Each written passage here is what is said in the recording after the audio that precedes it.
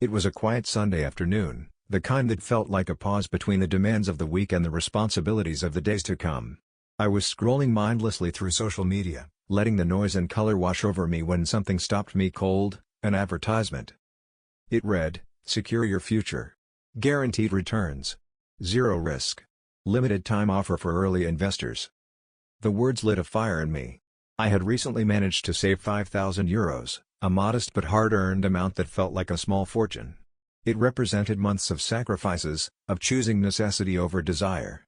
For someone who had grown up watching every euro with careful scrutiny, it was a breakthrough, and I didn't want it just sitting in a savings account collecting dust. I wanted it to work.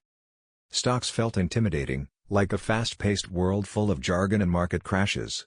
Cryptocurrency seemed reckless, like rolling dice in a casino. But this was different. This was real estate, tangible, trustworthy, and supposedly backed by solid assets. It felt safe. Smart. Adult. The company behind the ad was called Eurovest Capital. A quick glance at their website impressed me. The design was modern and elegant, full of high-resolution photos, charts, testimonials, and even video interviews. According to the site, they pooled funds from small investors and put them into hand-picked real estate projects across Europe. Berlin. Barcelona. Budapest. Places I had visited, or dreamed of visiting. Places that inspired confidence. What struck me most was the language. Fully regulated. Backed by property. 12 to 15% annual returns. Completely passive. But the phrase that kept ringing in my head like a bell was, zero risk. My skepticism stirred, but only faintly. I had no background in finance, no experience with fraud or con artists. What I saw looked legitimate. Clean. Professional. Safe. Before I knew it, I had signed up for one of their free webinars. The webinar felt like a masterclass in persuasion.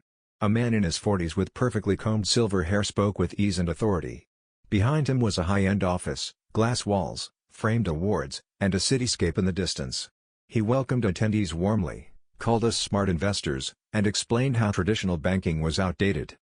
He spoke of democratizing wealth. Of giving ordinary people the tools to grow their money like the rich. He showed slides full of charts and graphs, comparing traditional returns with those offered by Eurovest Capital. He introduced real estate terms I had never heard before: asset-backed security, capital preservation, annualized yield. They even brought on a guest, a woman in her 30s, supposedly a schoolteacher from Denmark, who claimed she had invested €10,000 with them and was earning consistent, passive income every month. Her smile radiated peace and financial freedom. I was hooked. In the days that followed, I exchanged emails with a representative named Lucas. He was polite, professional, and responsive. He answered all my questions, even the skeptical ones. He sent me PDFs of past projects, legal documentation, company registration numbers, everything seemed thorough. A few days later, I received a follow-up call from Lucas. He didn't pressure me, but he did mention that one of their most promising real estate deals in Budapest was nearing full funding. If I wanted in, the timing was now. I hesitated for a moment, then made the transfer, €5,000. Nearly all my savings. The confirmation email arrived minutes later. It was official, I was now an investor. The first month after my investment felt like validation.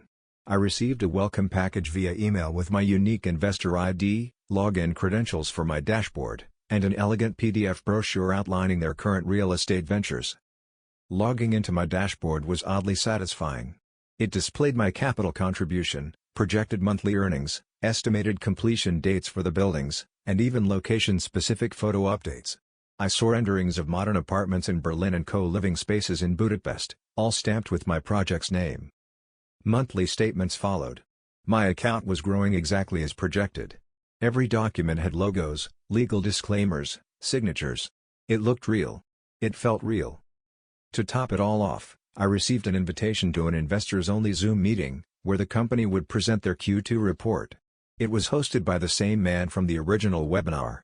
He appeared sharp and confident, sharing slides showing positive growth, strategic expansion, and increasing investor satisfaction. He thanked us, said we were changing the face of modern investing. I felt proud. Included. Enlightened.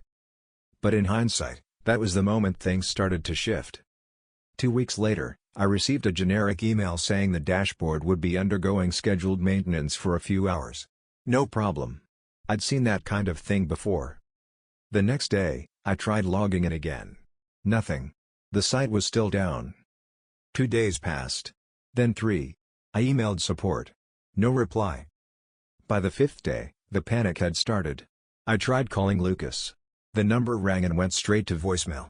I left a message. Then another. Then another. No response. I went back to the website, it was still down. I searched for any updates on social media. Their last post had been 2 weeks ago. Nothing new. The comments under that post were growing. Anyone else having trouble logging in? Is the site hacked? Can someone from support respond? It was happening in real time, a slow unraveling. Emails began bouncing back. The phone number now played a robotic message saying the line was disconnected.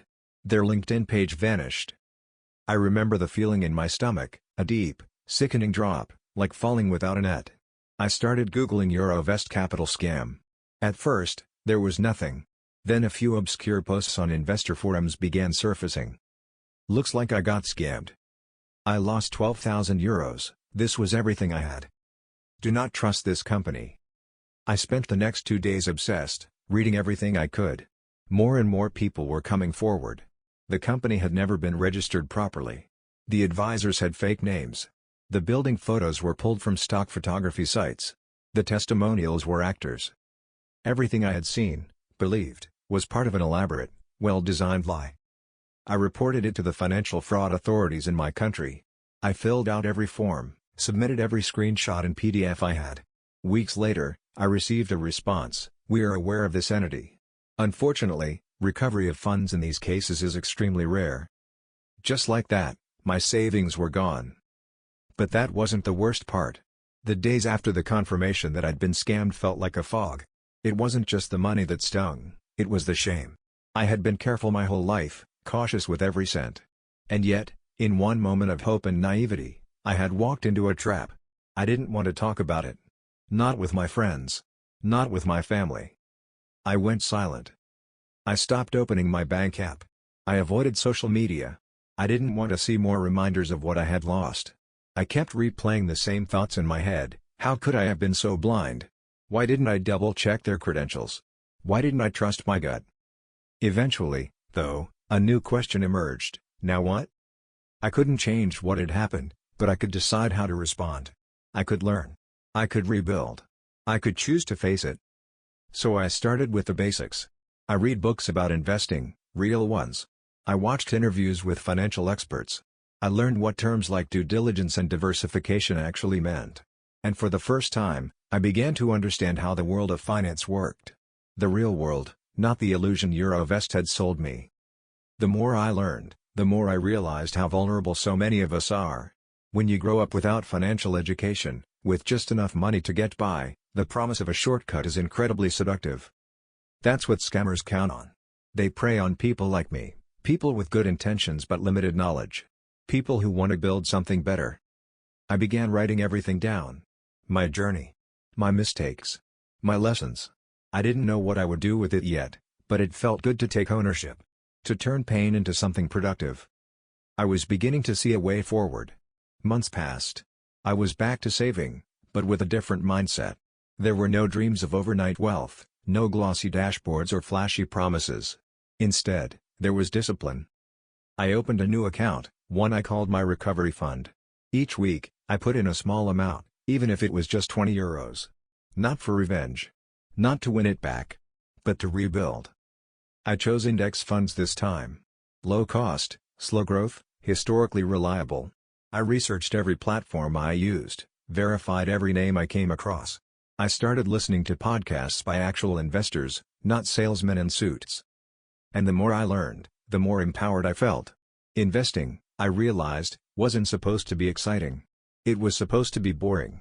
Safe. Predictable. The moment it starts sounding too good to be true, it probably is. I also began talking about my experience. Quietly at first.